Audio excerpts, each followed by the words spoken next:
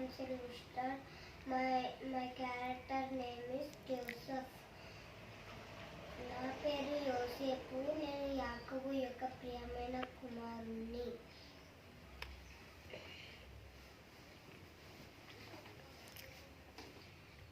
నా అన్నలు నన్ను ఇస్మాయిలులకు బానిసలుగా అప్పగించారు.